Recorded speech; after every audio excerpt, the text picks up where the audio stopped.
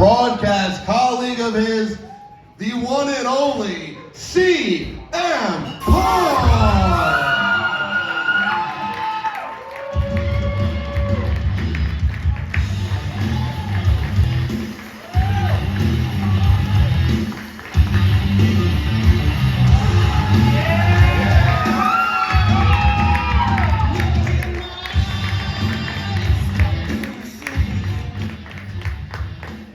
How's everybody doing tonight?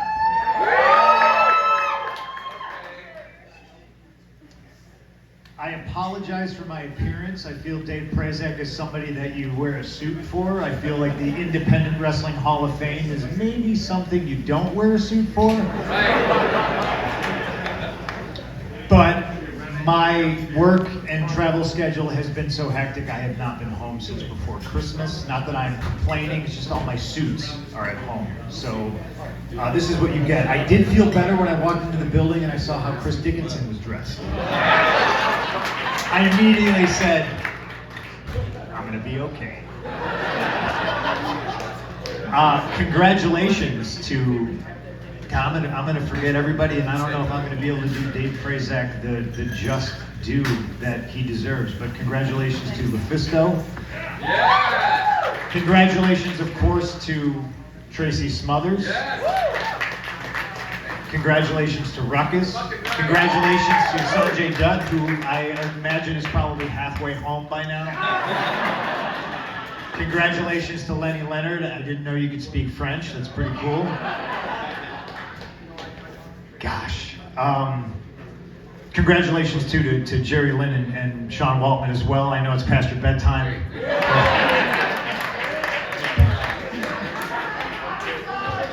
And congratulations, I was going to purposely forget him, but now you're going to call me out.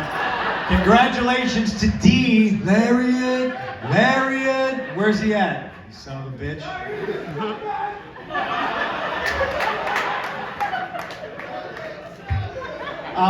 Thank you to Brett Lauderdale for inviting me to do this. Thank you to GCW. Congratulations, you guys sold out the Hammerstein tomorrow night. I'm all about giving people their flowers while they're here. Unfortunately, Tracy's not here. I'm glad Dave still is. I know there's one thing in the world that Dave Prazak hates, and that is hearing about how great Dave Prazak is. Emil said that he was the most influential person in independent wrestling history, and man, I can't argue with that. He at least gives Sean Waltman and Jerry Lynn a run for his money. I personally don't think I'm a big deal. Some people do, but I cannot talk about my career at all without talking about Dave Prazak. And I have no notes, so I warned Brett Lauderdale. I said this is going to be an Ian Rotten show. It's going to be 6.5 hours long. We're all going to blow our time. I mean, Dickinson put himself on a clock and he still blew his time. I don't know how you do that. But I asked Dave when I walked in, I said, do you remember the first time that we met? And he didn't either, because I can't remember.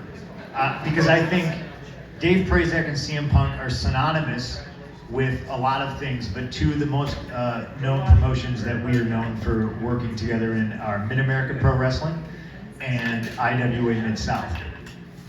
And he said he thinks we met at the Mid-American show, which would have been the first one I worked probably in the year 2000, probably January, so 99, 2000. But it feels odd to me that I would have met him there, because those are doors that were closed to me that could only have been opened by knowing Dave Prazak. Most influential guy in independent wrestling history. I mean, he's done it all. He's a manager. He was a manager who decided that he needed to learn how to take bumps. He would come and train at Steel Domain, both locations, and shows you how old we are. Dave Prazak is a commentator. He taught himself how to referee. He could book a show.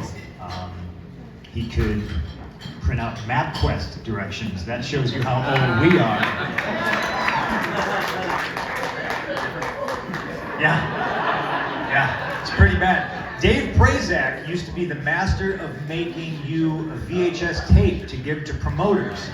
Now, that's not as old as, say, Jerry Lynn and Sean Waltman, who would put their videos on Betamax tapes. I don't know why this turned into a pick on you guys thing. I'm sorry. It's just, again, no notes, so this is what you get. This is a problem of mine. I have diarrhea of the mouth.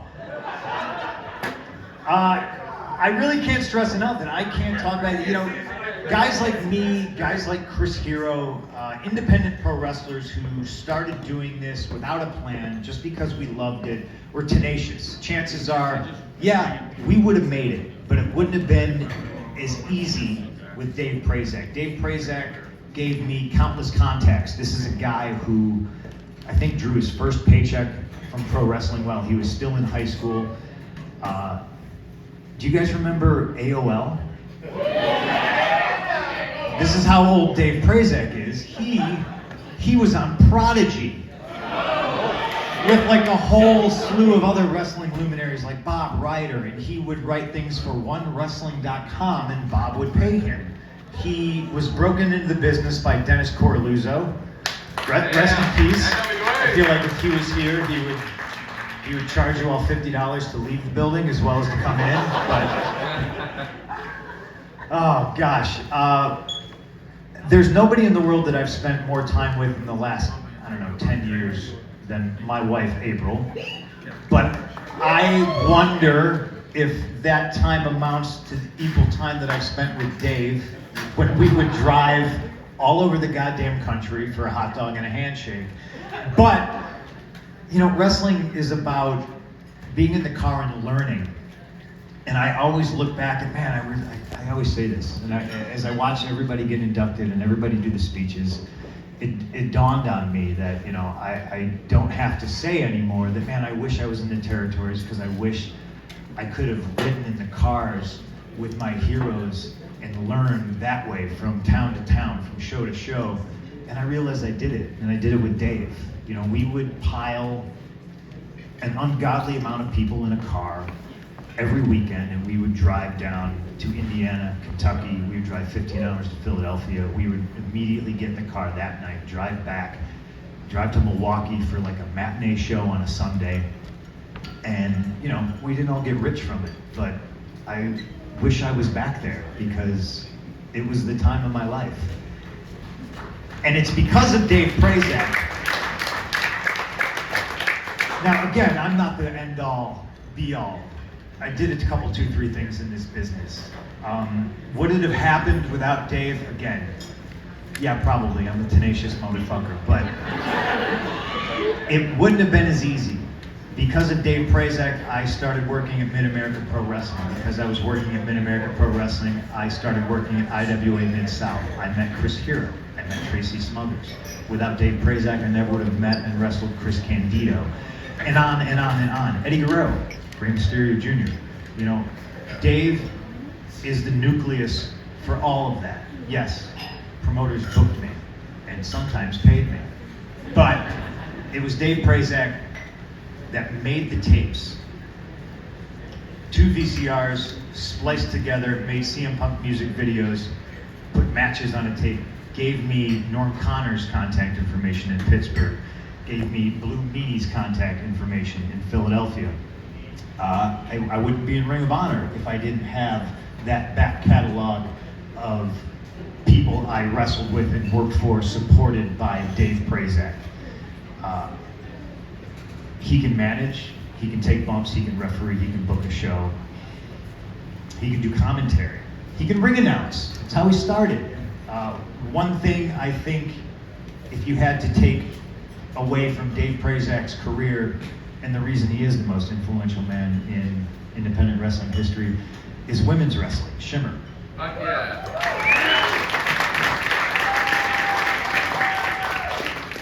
Dave hates getting put over, but listen, the landscape of not only wrestling as a whole, and this is where I get away from trying to put myself over, women's wrestling and the landscape is drastically not what it is today without Dave Prazak.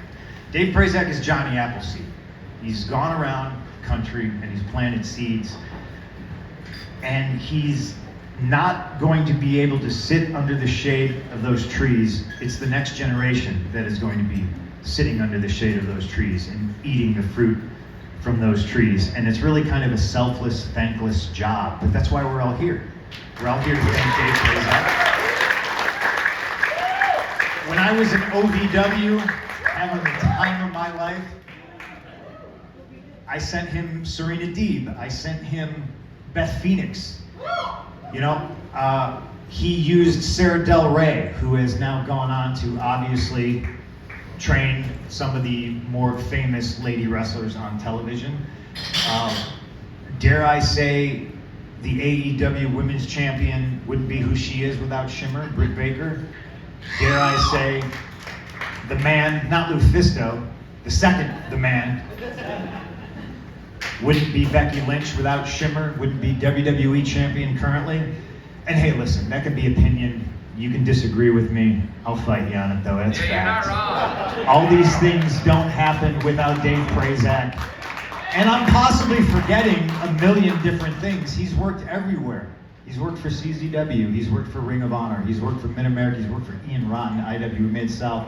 Now he's here, he works for GCW, and again, thank you, Britt Lauderdale, for calling me to be able to do this, to be able to say congratulations to Dave Prazak for his induction in the Indie Wrestling Hall of Fame. Come up here and talk about yourself.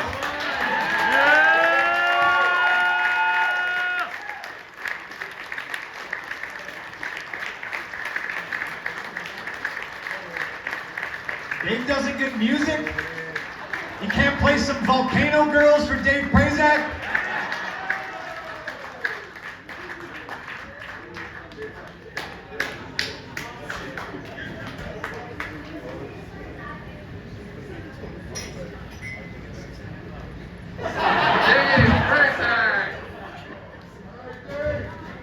All right, well, thank you, Punk. I appreciate it. I kind of have some things on Notes app. Like he said, it's very true. I do not like listening to anyone trying to put me over. So basically, my speech is trying to put other people over. Those who have actually helped me over the years. Coming up February 3rd will be 26 years in independent professional wrestling.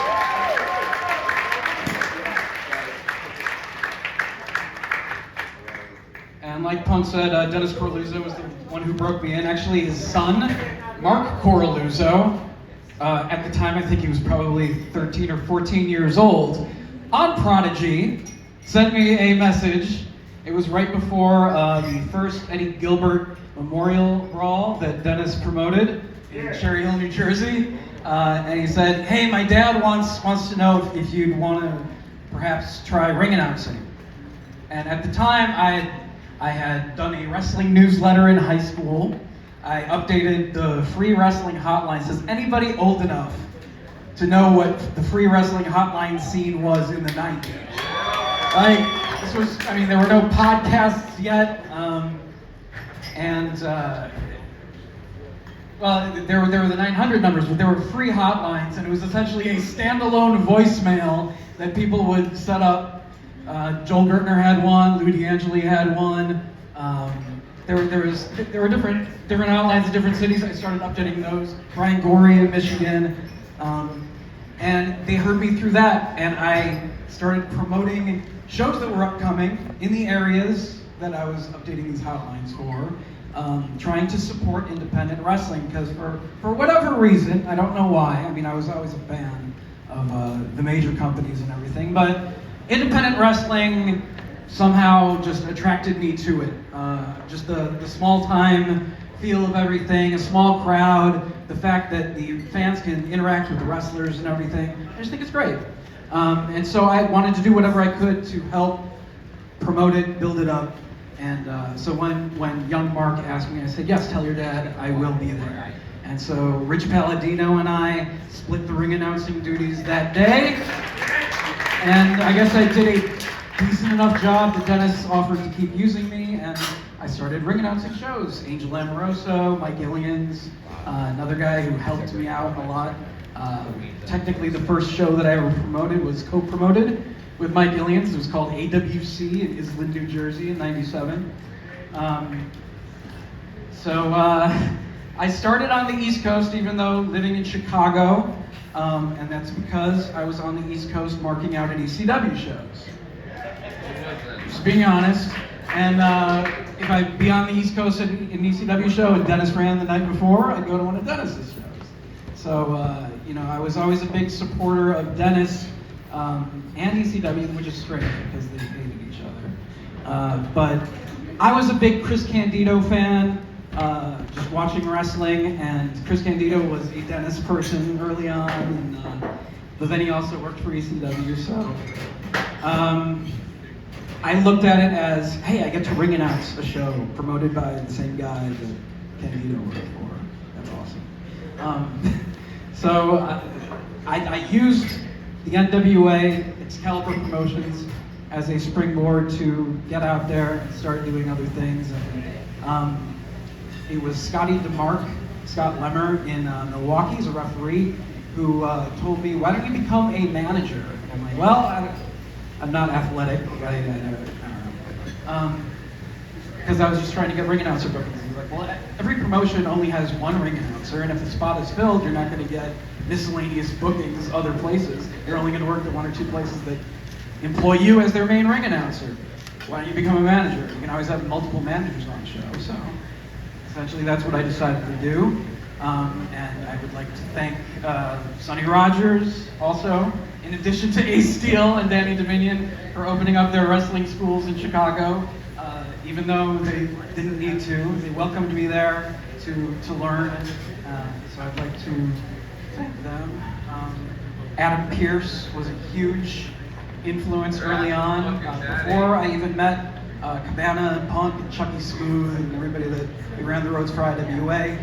Adam Pearce and I would drive down to Missouri, work in Milwaukee, Detroit, and Adam's always helped me out, and I appreciate that, so thank you, Adam. Yes.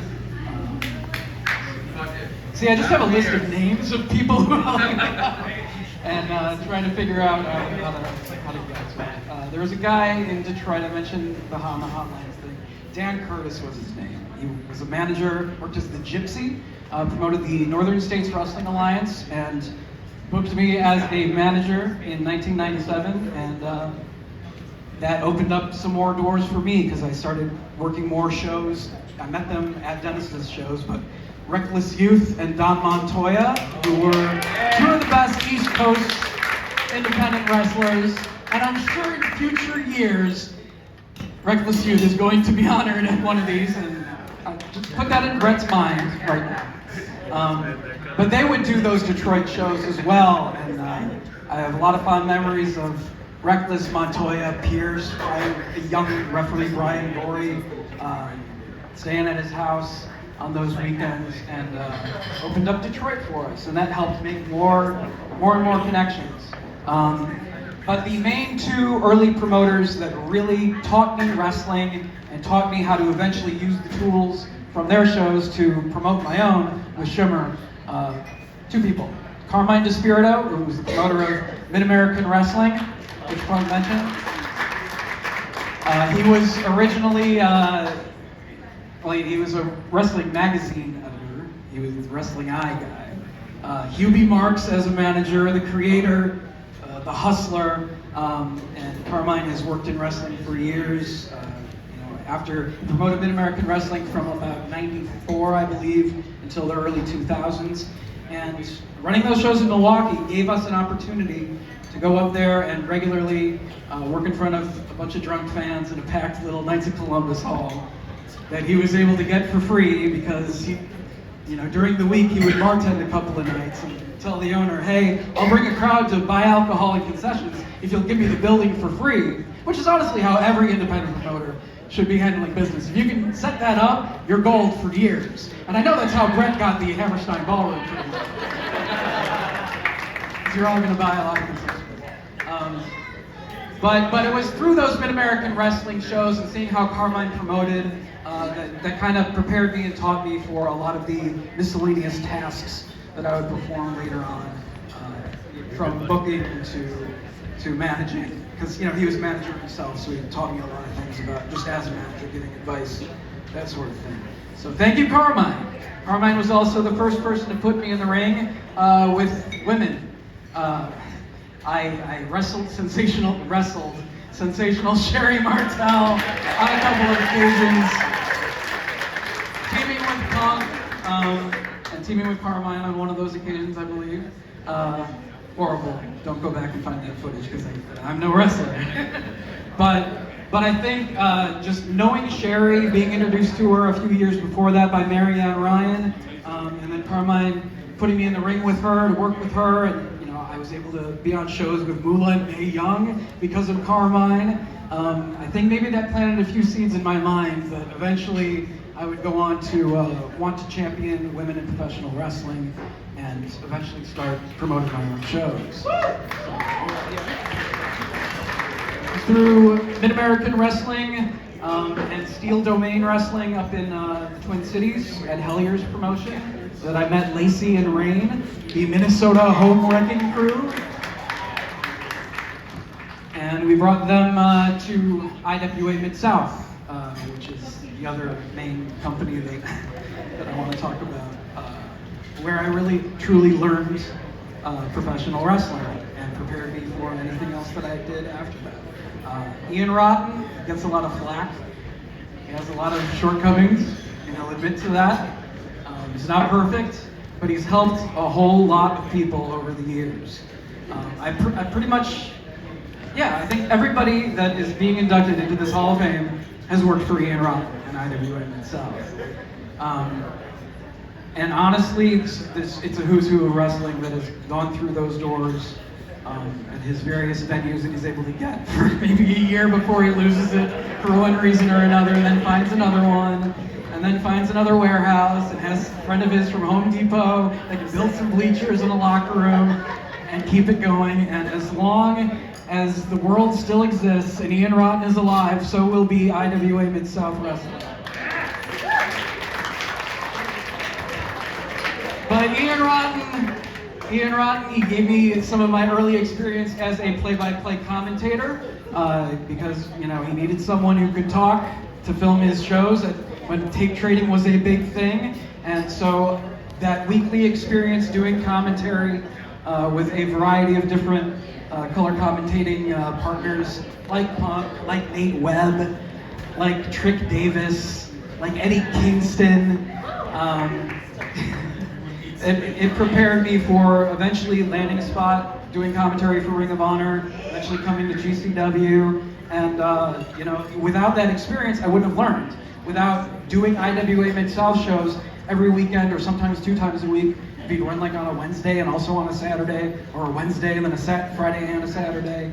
It was vital experience that he was providing to young wrestlers who needed that vital experience to learn during a time after the territories ended, like the true territories ended.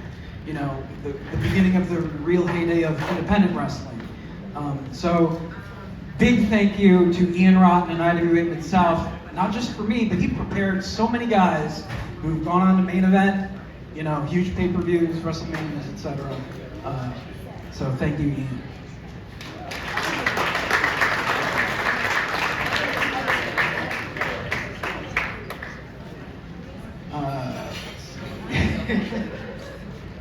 I had the opportunity to work for Ring of Honor during all of the management reigns.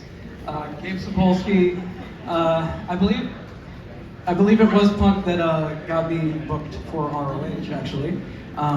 Putting in the word with Gabe, so thank you, Punk, for that. Thank you, Gabe, for saying yes. But Gabe, Sal, Kerry, Hunter, Adam Pierce, I mentioned Sal and that whole thing because doing commentary for Ring of Honor during that period, we did it all in post-production down in Florida at Sal's house, sitting on his couch at 1 o'clock in the morning, looking at his big screen TV and raw footage. And what we would do is come in on a Friday night or on a Thursday night, do a couple Ring of Honor DVDs.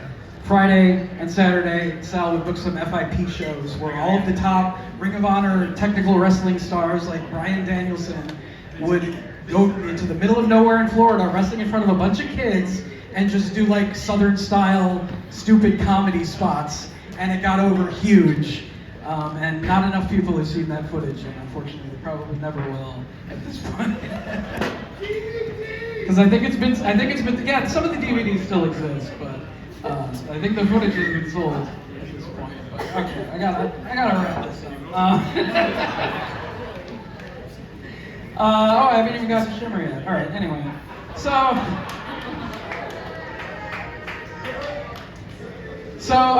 Lacey and Rain were working IWA Mid-South shows and Mid-American Wrestling shows. And, I would tell Ian Rotten, we need to bring in more women, because you have Mickey Knuckles as student, you have Lacey and Rain. How about every once in a while Tracy Brooks would come in, a handful, Daisy Hayes and Mischief would start coming in from St. Louis. And I'm like, we have enough to start doing, like, at least Crown a Champion, do a tournament, if not some all-women's shows from time to time. And he was the person who gave me the opportunity to run with the ball and do Volcano Girls, the first women's wrestling show that I promoted. And that basically gave me the idea for, okay, well, at the time I wanted to keep doing it as IWA Women's Division, but unfortunately, Ian Rotten, not exactly the most rich man in the world, financially, couldn't always pull off all of the dream shows that come into either his mind or my mind or anyone else's. So I eventually just decided to try it on my own. It was Gabe and Sal at ROH and FIP that kind of said, hey, we're selling a lot of DVDs, why don't you try to do a show, see how it sells on DVD, and then decide. So we did that, and it sold really well, and then we ran shows for 16 years.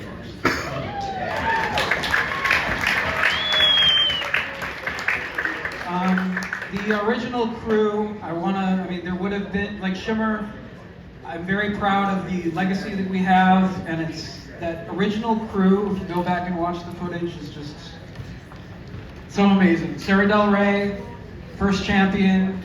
We essentially built the promotion around here. Thank you, Sarah Del Rey, for everything that you did. And her frequent opponent, Mercedes Martinez, still one of the very best women wrestlers in the world today. But Daisy Hayes, Mischief, cheerleader Melissa, Allison Danger, who is my partner in running Shimmer along the way. She's dealt with all the headaches right along with me. So did Lexi Fife, who after retiring from the, she technically retired, after not really wrestling as much, she transitioned into a backstage role with us, actually. Portia Perez, another huge contributor to independent wrestling, actually said to me yesterday, when I was a young girl, I always dreamed of being like Eddie Gilbert. And I'm like, what? I know every young girl dreams of being Eddie Gilbert, but she's a wrestler, a booker, a commentator, versatile performer, and that's exactly what she did, and that's why she went from doing dark matches for us early on to booking the shows for us. So Portia Perez, thank you for all that you've done. Madison Eagles, Kelly Skater, Nicole Savoy, Lufisto, all of the Joshi for Hope crew from Japan that would make the trip over here on a regular basis to wrestle in the 300-seat Eagles Club in Berwyn, Illinois. Thank you for that. Tomoko Nakagawa and Hiroyo Matsumoto made several trips. Thank you to Kana Asuka for coming over here and doing about 30 shows for me or so, just to get her name out there in a different part of the world, and she certainly has done that in the time since. But all the women, I think there's been over 150 that wrestled for us during the 16 years that we did Shimmer.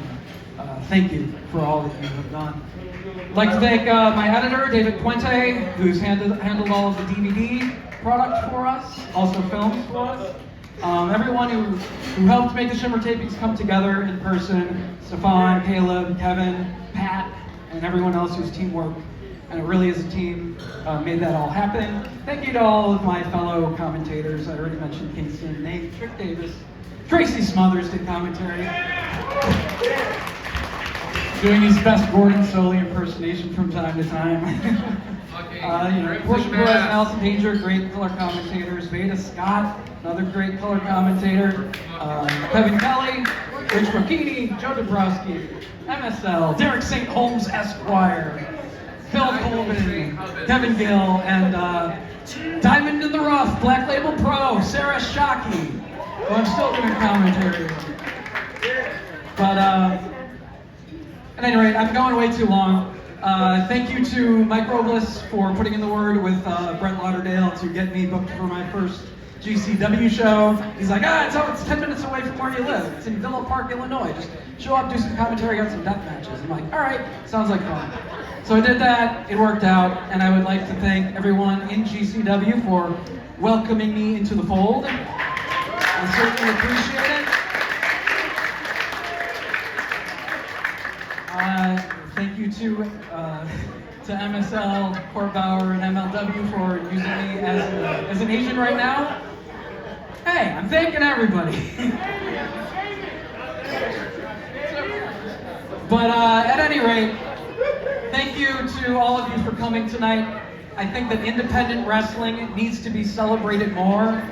I think that it is truly the lifeblood of professional wrestling, because honestly, the best pro wrestlers started on the indies, did those long road trips, put in the hours, put in the work, and eventually it paid off.